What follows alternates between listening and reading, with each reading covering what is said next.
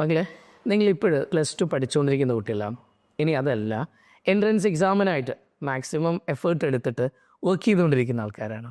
എന്താണെങ്കിലും ഈ വീഡിയോ നിങ്ങൾക്ക് രണ്ടുപേർക്കും ഉള്ളതാണ്. സത്യം പറഞ്ഞു കഴിഞ്ഞാൽ കുട്ടികളുടെ പ്രിപ്പറേഷൻ ഏറ്റവും നല്ല രീതിയിൽ മുന്നോട്ടേക്ക് പോയിക്കൊണ്ടിരിക്കുന്ന ഒരു സമയമാണിത്. നിങ്ങൾ കുറേ ആളുകൾ ഡോക്ടർ ആവണമെന്ന് ആഗ്രഹിച്ച ആളുകളുണ്ടാവും. ഡോക്ടറിൽ തന്നെ MBBS ഉണ്ട്, BDS ഉണ്ട്, ഹോമിയോ, ആയുർവേദ, വെറ്റിനറി, ഇങ്ങനെയൊക്കെ നമ്മൾ പോകും. ഇനി കുറച്ച് പേര് യുനാനി ഇഷ്ടപ്പെടുന്നവരുണ്ടാവും, സിദ്ധ ഉണ്ടാവും.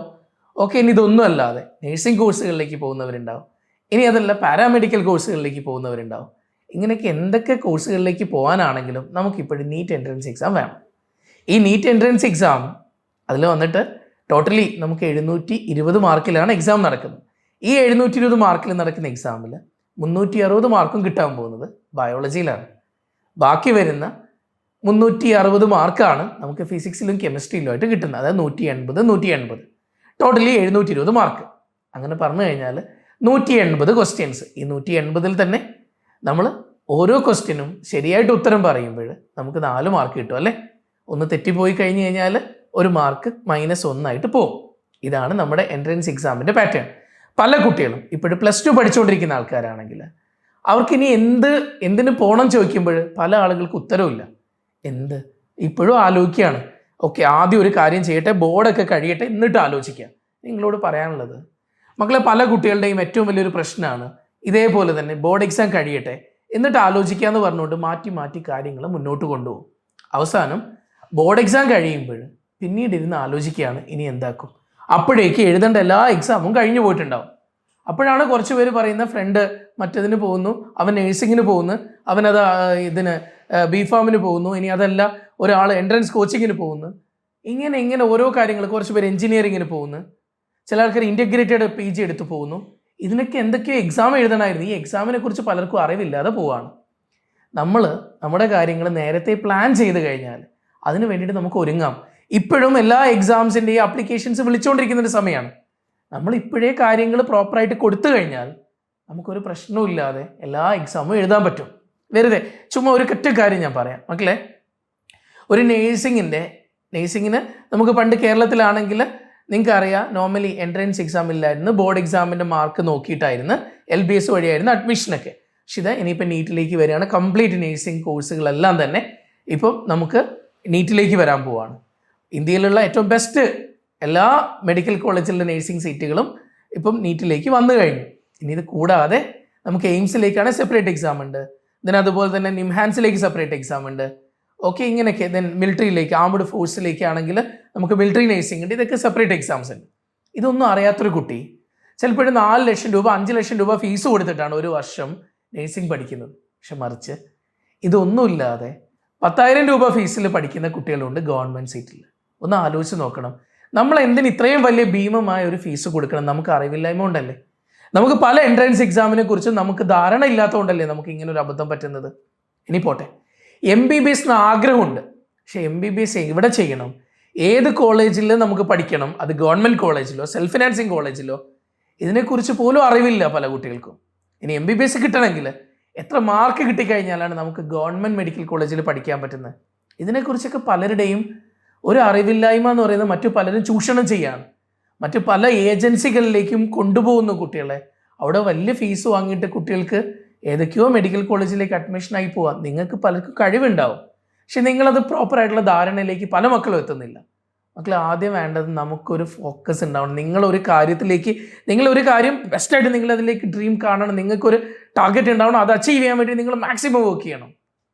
നിങ്ങൾക്കൊരു ഡ്രീം ഉണ്ടാവണം, നിങ്ങൾക്കൊരു ലക്ഷ്യം ഉണ്ടാവണം. ആ ലക്ഷ്യത്തിനനുസരിച്ച് നിങ്ങൾ വർക്ക് ചെയ്യാൻ തയ്യാറാവണം. അപ്പോഴല്ലേടാ നമുക്ക് ഏറ്റവും ബെസ്റ്റ് ആവാൻ പറ്റുന്നത്.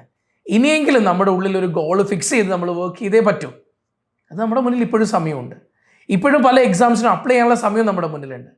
പക്ഷേ ഇത് കഴിഞ്ഞു പോകും. ഒരു സമയമായി കഴിഞ്ഞാൽ നമുക്കിതൊന്നും ചെയ്യാൻ പറ്റില്ല.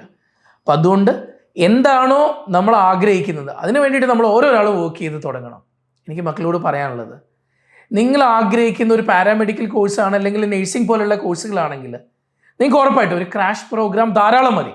ഇനി അതല്ല, നിങ്ങൾ MBBSഉം BDSഉം ഒക്കെ ഗവൺമെൻറ് സീറ്റിൽ ആഗ്രഹിക്കുന്ന കുട്ടികളാണെങ്കിൽ പലപ്പോഴും നമുക്കൊരു ക്രാഷ് കൊണ്ട് ചെയ്യാൻ പറ്റുന്നതിന് ലിമിറ്റേഷൻസ് ഉണ്ട്. പക്ഷെ ഒരു കാര്യം പറയട്ടെ, ഈ ക്രാഷ് ആവുമ്പോൾ നമുക്ക് ചെറിയ ഷോർട്ട് ടേമിലുള്ള കോഴ്സാണ്. അതായത് ഒരു 30-35 ദിവസം മാത്രം നീണ്ടു നിൽക്കുന്ന മാർച്ച് 28-ന് നിങ്ങളുടെ ബോർഡ് എക്സാം കഴിയും. മാർച്ച് 29 മുതൽ മെയ് 3-ാം തീയതി നീറ്റ് എൻട്രൻസ് എക്സാമാണ്. അതുവരേക്ക് ആ ഷോർട്ട് ഡ്യൂറേഷനിൽ നിങ്ങളുടെ 11th-ന്റെയും 12th-ന്റെയും ഫിസിക്സിൻ്റെയും കെമിസ്ട്രിയുടെയും ബയോളജിയുടെയും ചാപ്റ്റേഴ്സ് ഏറ്റവും ഭംഗിയായിട്ട് നിങ്ങൾക്ക് ഓരോ ദിവസവും 3 ചാപ്റ്ററുകൾ ഏറ്റവും നല്ല രീതിയിൽ എൻട്രൻസിന് വരുന്ന ഏരിയാസ് എല്ലാം കവർ ചെയ്യുന്ന രീതിയിൽ അതിൽ എൻട്രൻസിൻ്റെ ക്വസ്റ്റ്യൻ എങ്ങനെ വർക്ക്ഔട്ട് ചെയ്യുന്നത് നിങ്ങളെ പഠിപ്പിച്ചെന്നുകൊണ്ടുള്ള സെഷൻസ് ആയിരിക്കും നമ്മുടെ ക്രാഷ് പ്രോഗ്രാമിലൂടെ മുന്നോട്ട് പോകുന്നുണ്ടാവുക. ഈ ക്രാഷ് കൊണ്ട് നിങ്ങൾക്കുള്ള ഗുണം എന്താ ചോദിച്ചു കഴിഞ്ഞാൽ, ഞാൻ നേരത്തെ പറഞ്ഞതുപോലുള്ള പാരാമെഡിക്കൽ കോഴ്സ് ആയിക്കോട്ടെ, നേഴ്സിംഗ് പോലുള്ള കോഴ്സ് ആയിക്കോട്ടെ, ഇനി അതല്ല ആയുർവേദം ആയിക്കോട്ടെ, ഇനി വന്നിട്ട് നിങ്ങൾക്ക് ഹോമിയോ ആയിക്കോട്ടെ, ഇതൊക്കെ ഒരു കോളേജിൽ കിട്ടാൻ നിങ്ങൾക്ക് ഇത് ധാരാളം മതി. ഇനി അതല്ല, ഇതിൻ്റെ കൂടെ തന്നെ നിങ്ങൾ ബിഫാമൊക്കെ പോകുന്ന ആളുകളുണ്ടാവും. ഓക്കെ, ഇതിലേക്കൊക്കെ പോകാൻ നമുക്ക് ഈ ഒരു സമയം ധാരാളം മതി. ഇനി MBBS ഗവൺമെൻറ്റിൽ, BDS ഗവൺമെൻറ്റിൽ, വെറ്റിനറി ഗവൺമെൻറ്റിൽ, ഇതിലേക്കൊക്കെ പോകണമെങ്കിൽ ഒരൊറ്റ കാര്യം ഞാൻ പറയാം, നിങ്ങൾ നന്നായിട്ട് വർക്ക് ചെയ്യണം. നിങ്ങൾ 11th-ലും 12th-ലും നിങ്ങൾ അത്യാവശ്യം നന്നായിട്ട് വർക്ക് ചെയ്തു, നിങ്ങളുടെ മാക്സിമം എഫേർട്ട് എടുത്തിട്ട് നിങ്ങൾ എൻട്രൻസിൻ്റെ ക്വസ്റ്റ്യൻസ് ഒക്കെ വർക്ക്ഔട്ട് ചെയ്തൊരു കുട്ടിയാണെങ്കിൽ ഉറപ്പായിട്ട് നിങ്ങൾ ടെൻഷൻ ആവണ്ട. നിങ്ങളെ സംബന്ധിച്ചിടത്തോളം ഈ സമയം ധാരാളം മതി. ഇനി അതല്ല, ഞാൻ ഇന്നേ വരെ എൻട്രൻസ് രീതിയിൽ ഒന്നും ചെയ്തിട്ടില്ല, പക്ഷേ ഇനി എനിക്ക് ചെയ്യണം, അങ്ങനെ ആഗ്രഹിക്കുന്ന മക്കളാണ് എനിക്ക് നിങ്ങളോട് പറയാനുള്ള ഒറ്റ കാര്യം ഇതാണ്. ക്രാഷ് കൊണ്ട് നിങ്ങൾക്ക് ടോട്ടലി ചാപ്റ്ററുകളെ കുറിച്ചൊരു ഐഡിയ ഉണ്ടാവും. ഈ ഐഡിയ ആണ് ഇനി ഒരു റിപ്പീറ്റിലേക്ക് മക്കൾ പോകുമ്പോൾ നിങ്ങൾക്ക് ഏറ്റവും നല്ല രീതിയിൽ അതിനെ ഉപയോഗിക്കാൻ പറ്റും. ഓക്കെ, അതായത് നിങ്ങളൊരു ക്രാഷ് പ്രോഗ്രാമിൽ വരുമ്പോൾ ഈ ഷോർട്ട് ഡ്യൂറേഷനിൽ 11th-ലെയും 12th-ലെയും ഈ ചാപ്റ്റേഴ്സ് മുഴുവൻ നിങ്ങളൊന്ന് പഠിക്കും. നിങ്ങൾക്ക് ഏത് ഏരിയ എന്നൊക്കെ ക്വസ്റ്റ്യൻ ചോദിക്കുന്ന ഒരു ഐഡിയ ഉണ്ടാവും. അതുവഴി നിങ്ങൾ എക്സാം എഴുതി കഴിഞ്ഞാൽ ഒരു നല്ലൊരു സ്കോറിലേക്ക് മക്കൾക്ക് എത്താൻ പറ്റും. ചിലപ്പോൾ ഈ മാർക്ക് മതിയായിരിക്കും നിങ്ങൾക്ക് റിപ്പീറ്റിലേക്ക് പോകുമ്പോൾ ഒരു ഫീസും ഇല്ലാതെ പഠിക്കാൻ. ഞാൻ പറഞ്ഞ ഒന്നാമത്തെ കാര്യം ശ്രദ്ധിക്കുക, നിങ്ങൾക്ക് റിപ്പീറ്റ് പഠിക്കാൻ പാരൻസിൻ്റെ കയ്യിൽ നിന്ന് ഒരു ഫീസും വാങ്ങിക്കാതെ നിങ്ങൾക്ക് പഠിക്കാൻ പറ്റും. നിങ്ങൾ ക്രാഷിൽ നല്ലൊരു മാർക്ക് വാങ്ങിച്ചാൽ.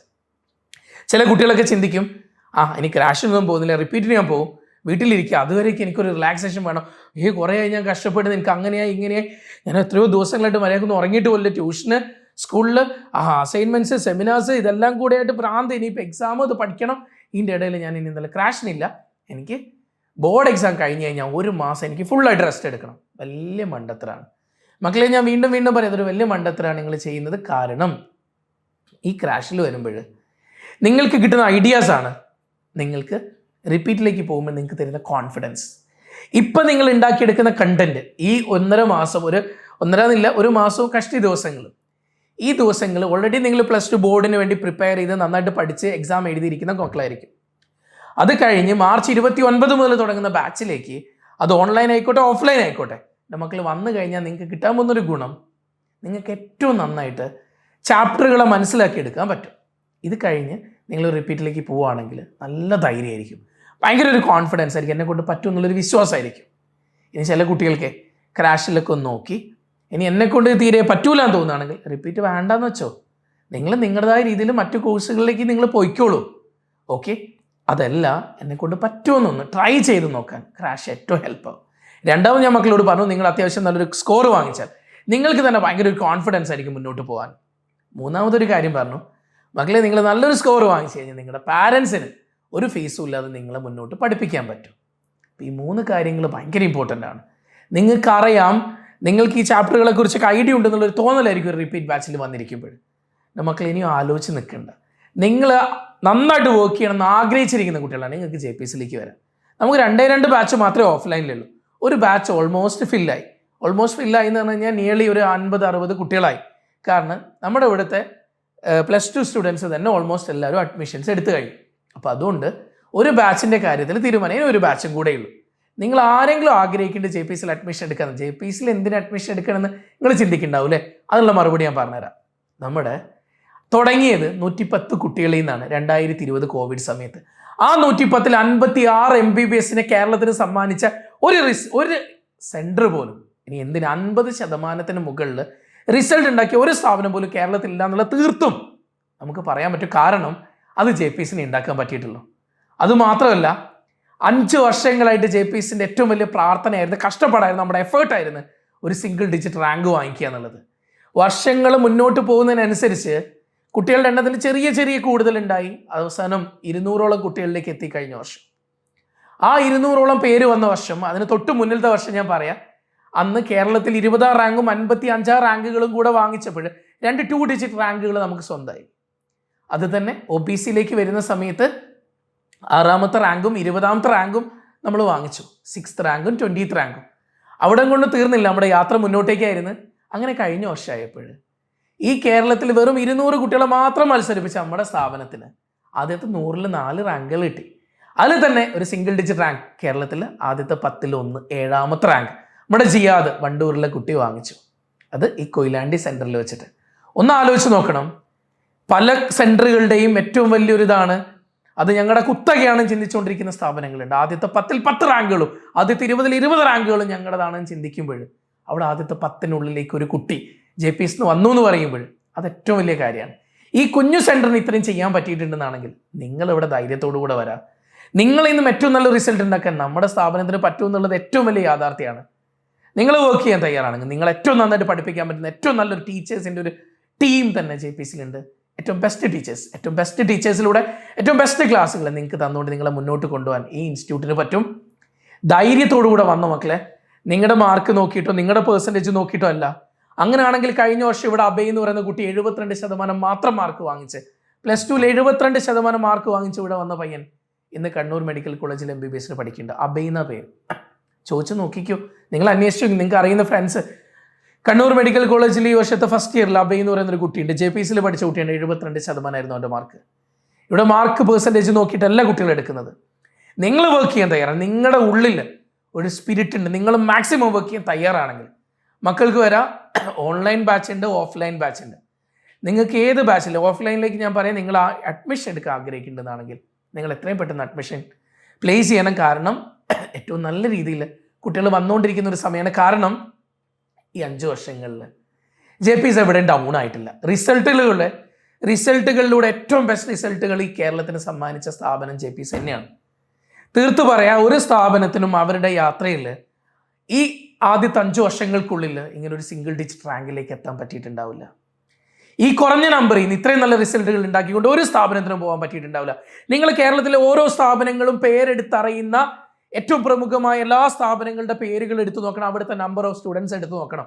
എന്നിട്ട് നിങ്ങൾ JPSന്റെ റിസൾട്ടിലേക്ക് ശ്രദ്ധിക്കണം. പാരൻസിനോടും കുട്ടികളോടും പറയാനുള്ള ഒറ്റ കാര്യം ഇതാണ്, നിങ്ങൾ ഓരോ ഇൻസ്റ്റിറ്റ്യൂട്ടിനെ കുറിച്ച് നോക്കുമ്പോൾ ആ ഇൻസ്റ്റിറ്റ്യൂട്ടിൽ എത്ര പേര് പഠിച്ചു, അതിൽ നിന്ന് എത്ര പേര് MBBS കിട്ടി, അതിൽ എത്ര പേർക്ക് ഏറ്റവും ടോപ്പ് ഡിജിറ്റ് റാങ്കിലേക്ക് എത്തി നോക്കണം മക്കളെ. നമ്മൾ ചുമ്മാ ഒരു സ്ഥലത്തേക്ക് ഓടിക്കതച്ച് അങ്ങോട്ട് പോകാൻ പാടില്ല. അതിനു മുന്നേ നമ്മൾ നന്നായിട്ട് ആലോചിക്കണം. ഞാൻ പറയാം, JPSലാണെങ്കിൽ നിങ്ങൾ ആലോചിച്ചിട്ട് ഇങ്ങോട്ട് വരണ്ടോ, നിങ്ങൾ നന്നായിട്ട് ആലോചിക്കുക. ഏറ്റവും ബെസ്റ്റ് തരാൻ ഞങ്ങളെ കൊണ്ട് സാധിക്കും. ആ ബെസ്റ്റ് കൊടുക്കുന്നതുകൊണ്ട് തന്നെയാണ് ഇപ്പോഴും ഏറ്റവും നല്ല റിസൾട്ടോട് കൂടെ തന്നെ നിങ്ങളുടെ മുന്നിൽ നിൽക്കാൻ പറ്റുന്നതും. അടുത്ത വർഷം കേരളത്തെ ഞെട്ടിക്കുന്ന റിസൾട്ട്, അത് കേരളത്തിലെ ആദ്യ റാങ്കുകൾക്കിടയിലേക്ക് JPSലെ കുട്ടികൾ എത്തും എന്നുള്ളത് ഉറപ്പാണ്. സിംഗിൾ ഡിജിറ്റ് റാങ്കുകൾക്കായിട്ട് ഞങ്ങൾ ഒരുങ്ങിക്കൊണ്ടിരിക്കുകയാണ്. നിങ്ങളും ഞങ്ങളുടെ പാട്ടാവുന്നുണ്ട്. നമുക്ക് ഒരുമിച്ച് ഒരുങ്ങുക അടുത്ത ഏറ്റവും നല്ല റാങ്കുകൾക്കായി. മക്കളെ വാ, ധൈര്യത്തോടു കൂടെ വാ, ഞങ്ങളുണ്ട് ഇവിടെ. നിങ്ങൾ ഏറ്റവും ബെസ്റ്റായിട്ട് പഠിപ്പിക്കാൻ, നിങ്ങളുടെ പ്രശ്നം മനസ്സിലാക്കി നിങ്ങളുടെ കൂടെ നിങ്ങളെ പഠിപ്പിക്കാൻ ഏറ്റവും നല്ല ടീച്ചേഴ്സും ഏറ്റവും കൂടുതൽ നിങ്ങളെ സപ്പോർട്ട് ചെയ്യാൻ പറ്റുന്ന മെൻറ്റേഴ്സുമായിട്ട് JPS എന്നും കൂടെ ഉണ്ടാവും. ധൈര്യത്തോടു കൂടെ വാ, നമുക്ക് ഒന്നിച്ച് പഠിക്കുക. നിങ്ങൾ ഇനിയും അഡ്മിഷൻ എടുത്തിട്ടില്ല എന്നാണ് താഴെ കാണുന്ന നമ്പറിലേക്ക് എത്രയും പെട്ടെന്ന് വിളിച്ചോ, നിങ്ങളുടെ സീറ്റ് ഉറപ്പിച്ചോ, ഇനി വൈകിക്കേണ്ട. ഓക്കെ മക്കളെ.